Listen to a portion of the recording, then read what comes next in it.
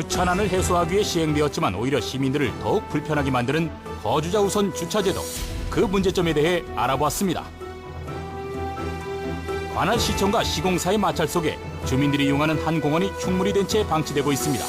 흉물이 된 공원, 그 현장으로 나가봤습니다.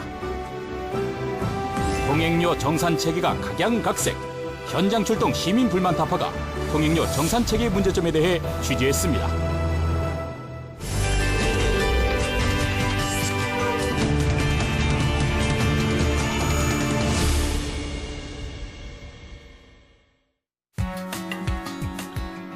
도심의 주차난을 해소하기 시행되고 있는 거주자 우선 주차제도.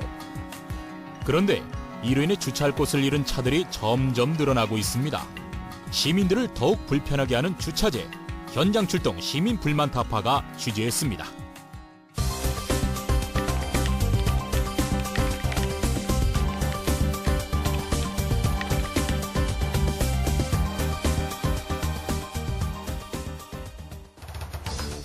서울 역천동 일대 주택가. 골목길마다 거주자 우선 주차 구역으로 지정돼 있었는데요. 주택가 이면들의 원활한 교통과 주차난을 해소하기 위해 2001년부터 도입된 거주자 우선 주차제도. 과연 제대로 시행되고 있는 것인지 지역 교통 상황을 주민들을 통해 알아보기로 했습니다. 들어오고 나가는 길이 중간중간에 굉장히 많아요. 그러다 보니까 이제 시간 타임으로 해서 오후 시간 정도에는 차량이 좀 복잡한 편이고 오전에는 좀 한가한 편이거든요. 그 정도로 지금 교통 상황이 몇 건 이렇게 돼 있어요. 실제로 동네를 살펴보니 오전이라 그런지 대체로 차량이 없는 한산한 모습이었는데요. 관할구청에 돈을 내고 주차 등록을 한 몇 대의 차량만이 지정된 구역에 주차되어 있었습니다. 그런데 한 가지 특이한 것은 비어있는 주차구역마다 장애물을 세워둔 것이었는데요. 차가 있어야 할 공간에 대체 왜 장애물이 자리 잡고 있는 걸까요? 안 빼주고 4만 원, 다달이 4만 원씩 내는데 이걸 그냥 되는 줄 알아? 전에는 여기다 시고 빼주지 않잖아? 안 빼주지. 안 빼주면 연락해. 그래서 안 빼주면 전시킬 수 있어. 거주자 우선 주차구역은 매달 일정 금액을 지불하고 사용하기 때문에 주민들은 이곳을 자신의 사유지로 생각하고 있었습니다. 이로 인해 또 다른 문제가 발생하고 있었는데요. 등록하지 못한 차량들은 의도하지 않았지만 구역이 아닌 곳에 주차를 할 수밖에 없는 실정. 거주자 우선 주차구역이 비어 있음에도 불법으로 주차하는 차량이 늘고 있는 상태가 돼버린 것입니다. 공간이 없어서 시간도 배로 들고 또 잘못 주차하면 불법이라고 딱지도 떼고. 실제로 불법 주차 차량에는 어느새 노란색 경고장이 붙어 있었는데요. 시민들의 편의를 위해 시행된 거주자 우선 주차 제도가 오히려 불법 부정 주차를 양산하며 시민들을 불편하게 만들었습니다. 문제는 이뿐만이 아닙니다. 주변 상가 지역도 불편한 것은 마찬가지. 우선 주차장이 좁아 상가를 이용하는 대다수의 차량들은 주변에 불법으로 주차할 수밖에 없었는데요. 심지어 주차 금지 푯말까지 세워 아예 다른 차량들은 이용할 수 없도록 해버렸습니다. 그거는 우리 소관이 아니고 구청에서 해야 할 사항이고 우리가 직접적으로 뭐라고 해도 그 사람들은 말을 듣지 않는 이런 식들이기 때문에 10여 년 이상을 이제 내 것처럼 쓰고 있는 그 상황을 바꿔야 되는데 그게 쉽지가 않아요. 서울시에서는 관할구청 담당이라며 책임을 회피하는 상황인데요. 낮에는 아무도 사용하지 않는 거주지 우선 주차구역. 왜 이런 문제가 발생한 것일까요? 거주자 우선 주차 제도는 전일제와 주 야간제로 나뉘는데요. 월 4만 원, 3만 원, 2만 원으로 등록이 가능합니다. 의형별로 요금 차이가 크지 않고 지금껏 한 번도 요금 인상이 없다 보니 전체의 83%가 모두 전일제로 등록한 것인데요. 현장 조사 결과 낮 시간에 거주자 우선 주차 구역의 이용률은 27%, 불법 주차 차량을 더해도 전체 구역의 3분의 1은 텅 비어 있습니다. 지정을 못 받으신 분들의 불만사항인 거지 지정자들에 대한 불만은 또 반대 방향이거든요. 내가 쉽게 얘기해서 뭐 자기 땅은 아니지만 배정을 받았으면 자기가 써야 되는데 연락처도 안 내주고 차 빼준다고 약 올리고 안 빼주고 그러니까 지정자들은 그런 민원이 발생하게 되면 100% 공단 쪽이 우리가 업무 태만으로 저희한테도 민원을 제기하는 입장이다 보니까 저희 입장이 참 난감하더라고 그게 지금요.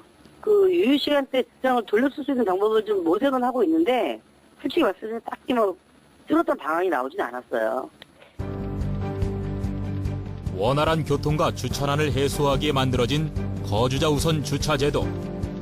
하지만 양면의 동전처럼 서로 다른 문제가 발생하면서 불편을 제기하는 시민들이 늘고 있습니다. 융통성 있는 대안과 함께 거주자 우선 주차제도의 재점검이 필요한 때입니다.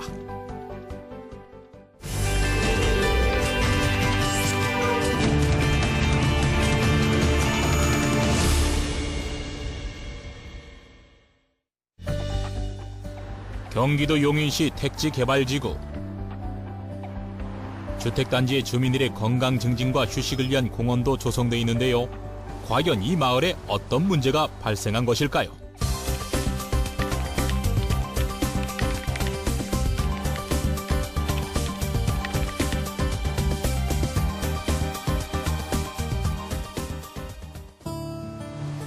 이것은 2010년에 준공돼 주민들이 이용 중인 마을 공원인데요. 공원 내를 한번 둘러봤는데 등산로 곳곳에 쓰러진 나무들이 그대로 방치돼 있습니다. 아니 이게 무슨 상황인가요? 등산로를 이용하는 주민들의 안전이 위협받을 수 있을 것 같은데요. 공원을 살피던 중 한 주민을 만날 수 있었습니다. 그걸 넘어가다가 이제 뛰어내다가 이제 다친다던가 그런 위험성이 있으니까 하루속히 좀 해줬으면 좋겠다는 얘기죠. 제작진이 직접 좀 더 자세히 살펴보기로 했는데요. 조성된 지 3년이 된 이것, 그렇게 잘 관리되어 있지는 않은 것 같은데 한 곳은 커다란 나무가 등산로 가운데로 쓰러져 있는 모습도 보입니다. 지난 여름 태풍에 쓰러진 나무라고 하는데 주민들은 이런 환경이 매우 불안하다고 합니다. 너무 위험한 것 같아요. 등산 가는데 이거 진짜 제대로 넘어졌으면 어떻게 될지 모르잖아요. 주민 건강을 위한 근린공원인 터라 체육시설들도 마련돼 있는데요. 과연 어떨지. 바람에 흔들릴 정도로 관리가 안 된 모습, 그 밖의 시설물들도 허점이 많은 모습입니다. 이런 체육시설 과연 이용할 수 있을까요? 이 공원을 관리하는 사람이 있기는 한 걸까요? 관리는 사람 하나도 없어요. 시에서도 모르겠어요. 나 관리는 걸 못 봤어요. 근데 요참에 조금 나무 좀 태풍에 쓰러진 거 그거 돌에 그거 자르는 것밖에. 근린공원 2호와 연결된 옆 공원도 살펴봤는데요. 현재 한국토지주택공사가 시공을 마친 상태지만 용인시청에서는 하자를 이유로 인수인계를 받지 않고 있는 상황. 이것은 좀 더 상태가 심각해 보입니다.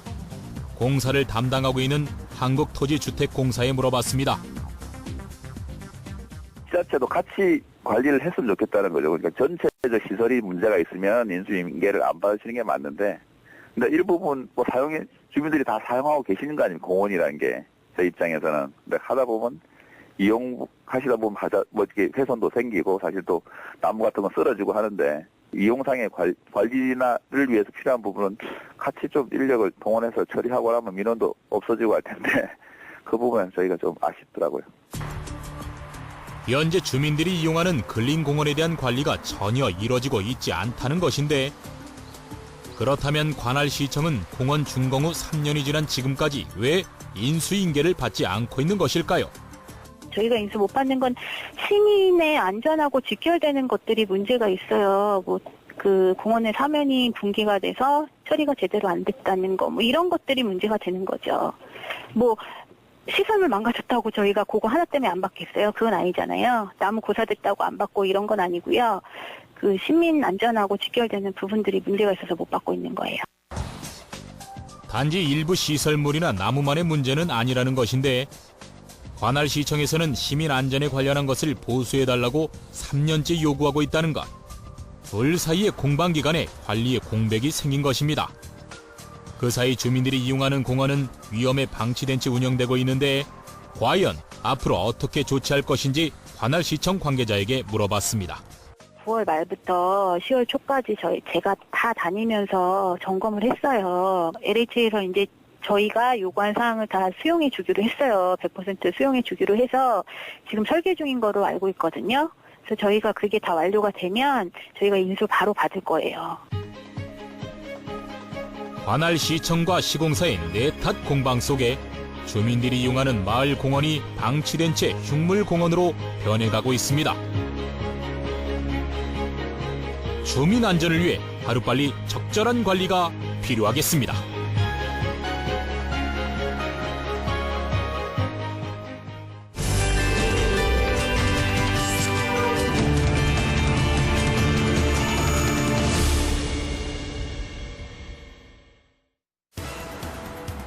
교통체증을 유발하는 원인 중 하나는 바로 통행료 정산. 그러나 지금 톨게이트에서는 서로 다른 정산 체계로 인해 시민들에게 불편을 주고 있다는데요. 과연 톨게이트 요금 정산에는 어떤 문제가 있는 걸까요?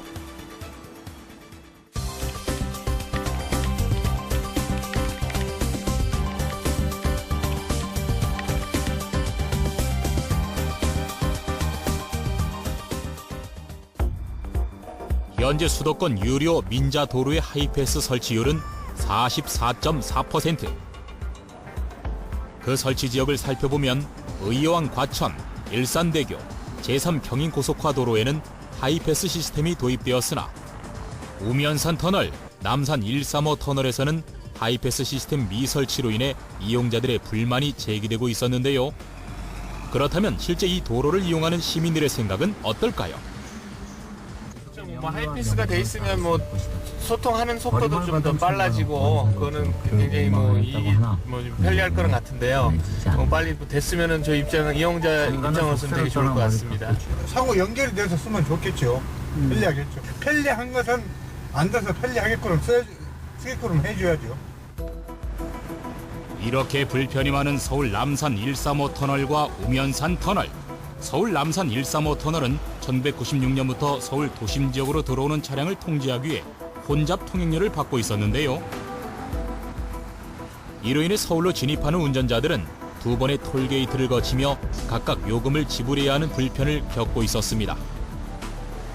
가지고 있어도 설치할 의미가 없더라고요. 왜냐하면 사용이 안 되니까 뭐 안 되는데 꼭 설치할 의미가 없더라고요. 많이 불편하고 그것도. 이렇게 시민들은 두 가지 카드를 함께 사용하며 비용 부분에 대한 문제도 감수하고 있었는데요. 서울시는 왜 하이패스를 설치하지 않은 것일까요? 남산 135 터널의 그 하이패스 설치는요, 그 터널 안에서 하이패스 차로로 들어오기 위해서 차선을 바꿔야 됩니다. 그래서 바꾸면서 일어나는 그 안전의 문제, 하이패스 카드를 관장하는 회사와 또 서울시 그 티머니 카드사 간의 어떤 그 시스템의 어떤 호환 문제 이런 것들이 먼저 협의가 돼야 선행이 돼야 사용하실 수 있습니다. 서울시에서는 하이패스 설치를 위해 먼저 터널 내에서 전용 차로로 진입하는 안전의 문제와 시스템 호환의 문제가 해결되어야 한다는데요. 제작진이 전문가에게 그 해결 방안을 물었을 때 의외의 대답을 들었습니다. 부분적으로 뭐 소프트웨어를 좀 변경하거나 이런 부분은 필요할 수 있는데요. 기술적으로는 호환하는 것은 크게 문제없는 걸로 알고 있습니다. 기술적으로 호환하는 문제가 어렵지 않다면 도대체 하이패스 도입의 걸림돌은 무엇일까요?